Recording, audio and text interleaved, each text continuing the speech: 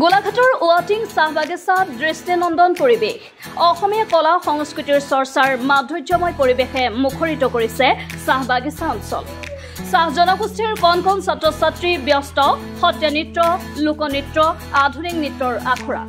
এই মহৎ পদক্ষেপে গোলাঘাটৰ অগ্ৰণী সাংস্কৃতিক অনুষ্ঠান নয়নমণি নৃত্যাঞ্জনী কলা কেন্দ্ৰ আৰু অসম সাহিত্য সভাৰ চাহ জনগোষ্ঠী ভাষা সাহিত্য সংস্কৃতি বিকাশ উপ সমিতিৰ চাহ জনগোষ্ঠীৰ কণ কণ ছাত্ৰ ছাত্ৰীয়ে সত্ৰীয়া নৃত্য, লোকনৃত্য, আধুনিক নৃত্যৰ প্ৰশিক্ষণ গ্ৰহণ কৰি বাগিচাখনৰ ৰংগমঞ্চত প্ৰদৰ্শন কৰে।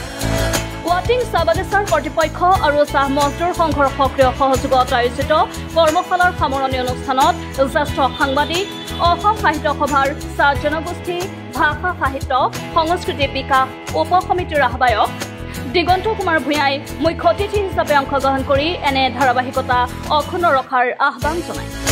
অনুষ্ঠানত প্ৰশিক্ষাৰ্থীসকলৰ মাজত প্ৰমাণপত্ৰ বিতৰণ কৰা হয়। আজি যেহেতু নয়নমণি নৃত্যাঞ্জলি কলা কেন্দ্ৰৰ অসম সাহিত্য সভাৰ আৰু আমাৰ ৱাটিং বাগানৰ সহযোগত যেহেতু এই কৰ্মশালাভাগি অনুষ্ঠিত কৰিছিলোঁ, সত্ৰীয়া নৃত্য আৰু আধুনিক নৃত্য আৰু লোকনৃত্য, তাৰ লগতে আমি চিত্ৰকলা শিকাইছিলোঁ, চিত্ৰকলা শিকোৱা হৈছিলে।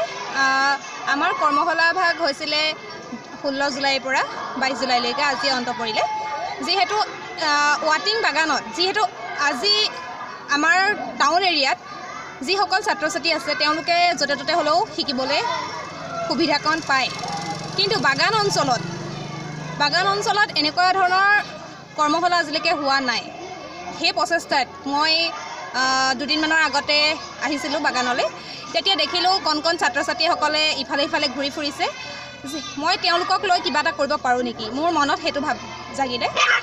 সেই ভাৱ জগাৰ পাছত মই ইয়াৰ কৰ্তৃপক্ষক জনাইছিলোঁ। তেওঁলোকে ক'লে যে সুন্দৰ অনুষ্ঠান কৰিব পাৰা। মোক এই সুবিধাকণ দিয়াৰ কাৰণে ৱাটিংবাসীলৈ সকলোকে ধন্যবাদ জনাইছোঁ। আৰু এই অনুষ্ঠানভাগি আজি গণ্যমান্য ব্যক্তিসকল উপস্থিত হ'লহি। অসম সাহিত্য সভাৰ দিগন্ত ভূঞাদেৱ আহিছিলে আৰু আমাৰ ৱাটিঙৰ মেনেজাৰ ঋতুপন বৰা দেৱ আহিছিলে আৰু আমাৰ চাহ মজদুৰ সংঘৰ মিঠু বাউৰী, সকলোৰে সহযোগিতাত আমাৰ এই কৰ্মশালাখন বহুত সুন্দৰভাৱে অনুষ্ঠিত হ'ল। বেছি সংখ্যক ছাত্ৰ ছাত্ৰী উপস্থিত হোৱা নাছিল যদিও কম সংখ্যক ছাত্ৰ ছাত্ৰীয়ে আমাৰ অনুষ্ঠানটো সফল হৈ উঠিলে। অনাগত দিনতো আমি যাতে এনেকৈ কণ কণ ছাত্ৰ ছাত্ৰীসকলক শিক্ষা দিব পাৰোঁ। বিশেষকৈ সত্ৰীয়া নৃত্য বাগান এৰিয়াত সত্ৰীয়া নৃত্য তেওঁলোকে একোৱেই নাজানে 5 দিনত, কিন্তু কিবা এটা নহয় কিবা এটা আভাস দিবলৈ মই চেষ্টা কৰিলোঁ আৰু বহুত বহুত ধন্যবাদ। গোলাঘাটৰ পৰা স্মৃতিৰেখা শইকীয়াৰ ৰিপৰ্ট NV Live।